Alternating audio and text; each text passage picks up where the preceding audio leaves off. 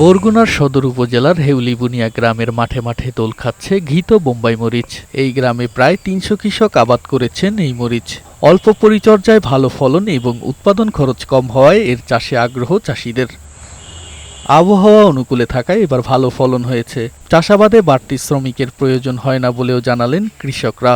গাছ বড় হইলে গাছ ফল বেশি হবে, গাছ ছোট থাকলে ফল ছোট কম হইবে। আনুমানিক একটা গাছে ৩০০ প্লাস ফল হইতে পারে। প্রতি বছরে প্রায় ৮-১০ লাখ টাকার মরিচ বিক্রি করে। বাজার ভালো থাকলে বাড়তি দামের আশা করছেন তারা। মরিচের প্রধান সমস্যা হলো বৃষ্টি।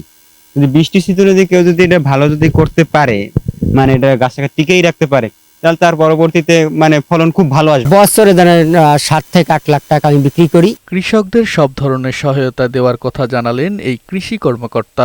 এটা একটা কৃমিনাশক ফসল।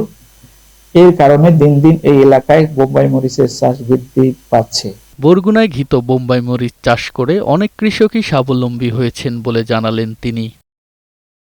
তুষার আহমেদ, বৈশাখী সংবাদ।